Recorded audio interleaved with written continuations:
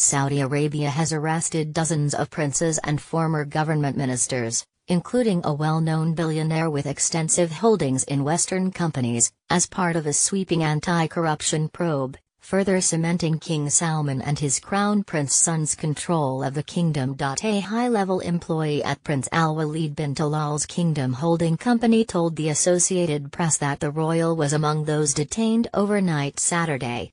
The employee said he received calls from several security bodies notifying him of the arrest.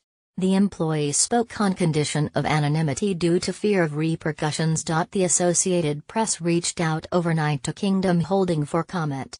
There was no response as of Sunday morning. Prince Al-Walid is one of the Middle East's richest people, with investments in Twitter, Apple, Rupert Murdoch's News Corporation, Citigroup, and the Four Seasons, Fairmont and Movenpick hotel chains.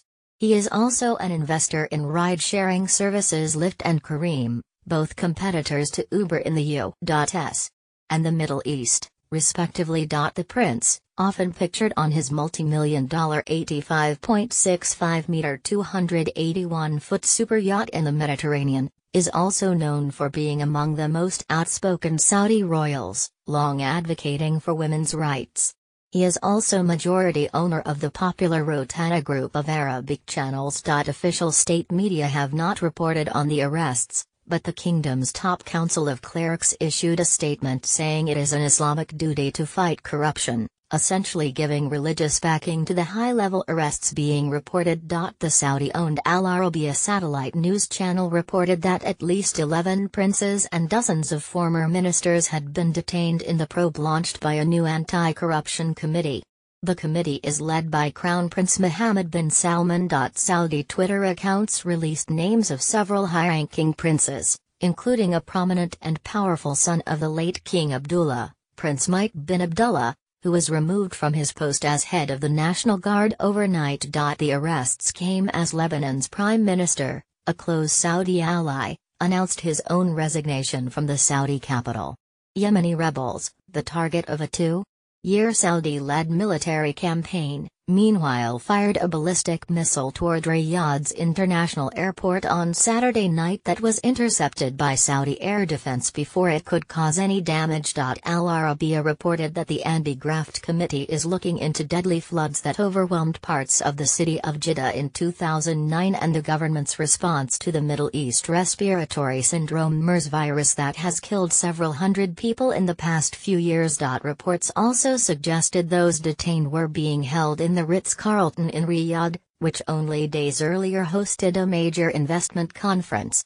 The phone number for the hotel had been disconnected by Sunday morning and a Dubai-based spokeswoman for the hotel chain did not respond to a request for comment. The government said the Anti-Corruption Committee has the right to issue arrest warrants, impose travel restrictions and freeze bank accounts.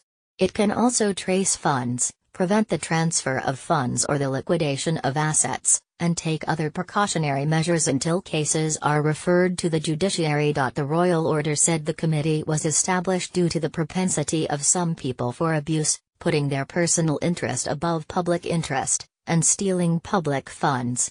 Saudi nationals have long complained of rampant corruption in government and of public funds being squandered or misused by people in power. Christian Koetzel-Rickson, a research fellow at the James A. Baker III Institute for Public Policy at Rice University, said the scale of the arrests are designed to further smooth the young crown prince's eventual succession to the throne. As a leader who is set to remain in power for decades, Mohammed bin Salman is remaking the kingdom in his own image and signaling a potentially significant move away from the consensual balancing of competing interests that characterized Saudi rule in the past. Ulrichson said. Prince Mike was replaced by a lesser-known royal, Prince Khalid bin Ayaf Al Mukran, who had held a senior post with the National Guard. Prince Mike's father, the late King Abdullah, also had led the National Guard and had transformed it into a powerful and prestigious force tasked with protecting the ruling Al Saud family, as well as important holy sites in Mecca and Medina, and oil and gas sites. Prince Mike was once considered a contender for the throne. His ouster essentially sidelines one of the most formidable rivals to the current crown prince, who is also defense minister.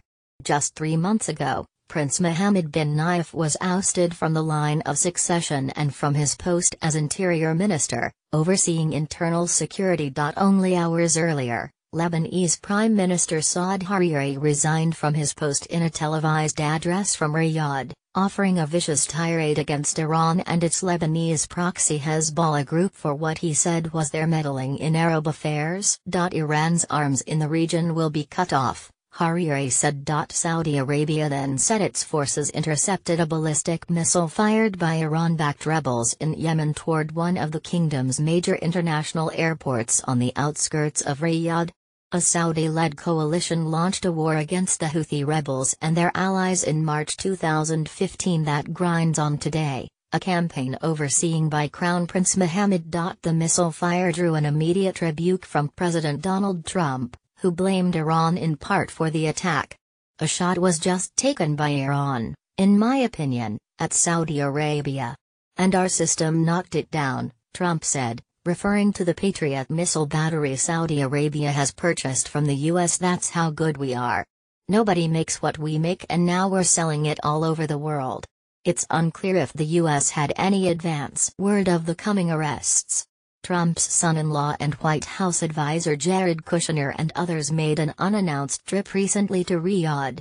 Trump earlier Saturday said he spoke to King Salman about listing the kingdom's massive state-run oil company, Saudi Aramco, in the United States.